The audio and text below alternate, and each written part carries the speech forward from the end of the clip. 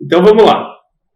Primeiro, a gente precisa saber o que influencia mais a dinâmica estrutural de uma turbina a vapor. Então, começamos pelos estágios da turbina. Os estágios da turbina, eles conferem uma maior inércia. Por exemplo, se eu tenho só um eixo rotativo, eu tenho uma inércia rotativa associada.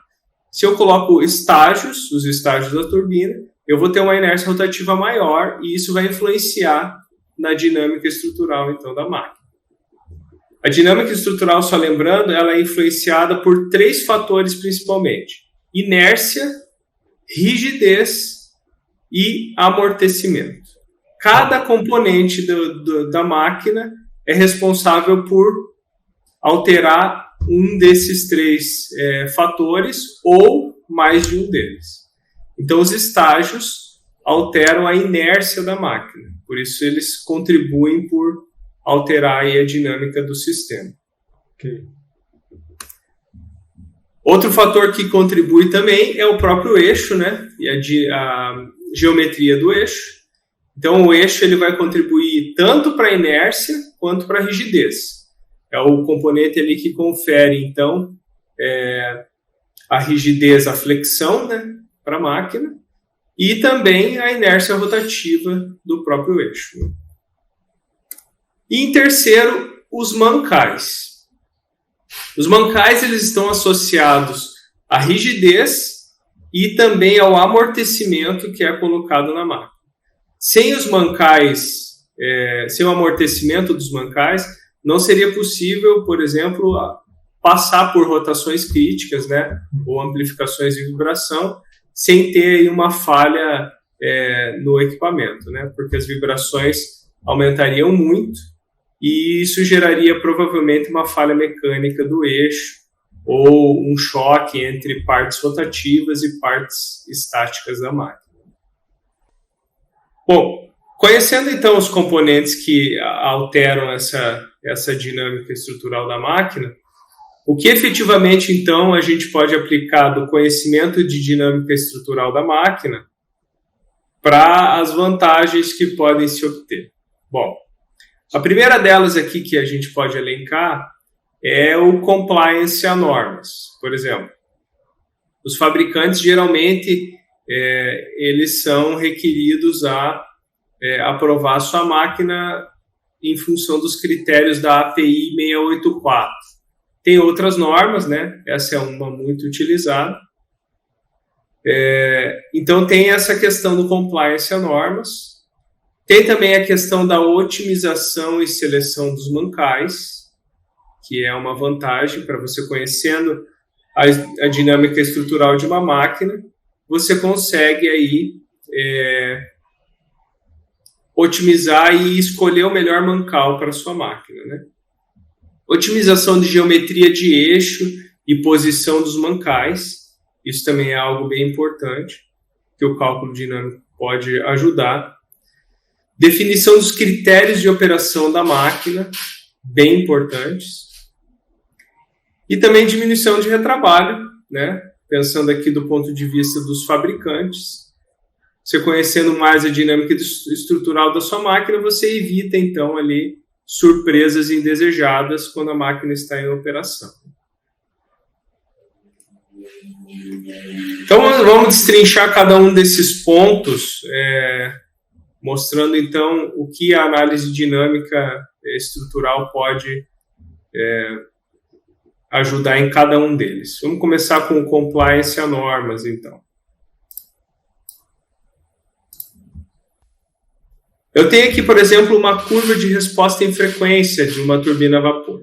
Tá? Cada uma dessas curvas em cores diferentes, é um ponto do eixo respondendo ao desbalanceamento residual da máquina, de um ponto onde tem o início da lubrificação hidrodinâmica até o final do range de frequência que se deseja analisar.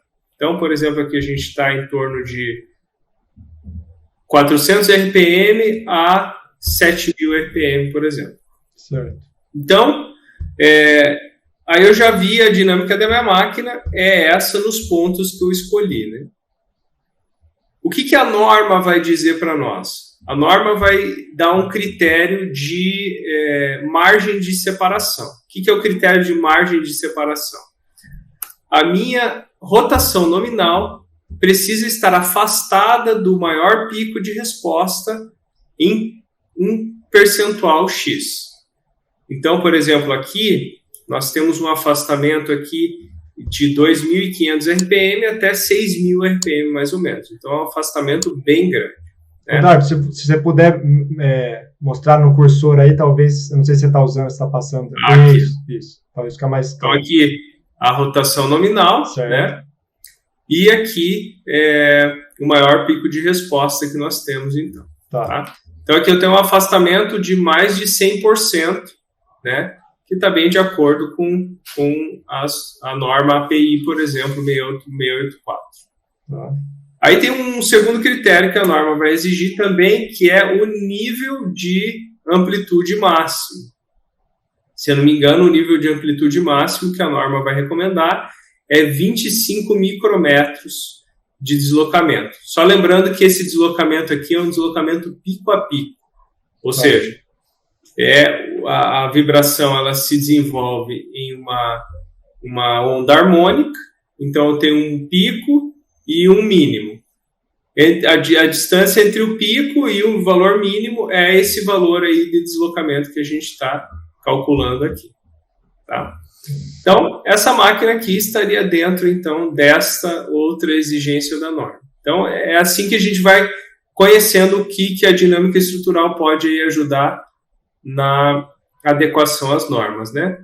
E, além disso, nós temos também, eu não vou trazer esse gráfico aqui, porque é um gráfico que gera mais confusão, eu quero simplificar, ao invés de confundir, mas tem um outro terceiro item que a norma exige, que é a estabilidade da máquina, estabilidade dinâmica, que basicamente é o gráfico que a gente calcula e define se a máquina ela é estável dinamicamente dentro dessa faixa de rotação definida pelo fabricante ou pelo usuário. Então, basicamente a gente atesta ali se a máquina não vai ter vibrações que não tem controle. A vibração instável é uma vibração que não está sujeita ao amortecimento. Então, ela se desenvolve de maneira incontrolável até atingir uma falha no sistema.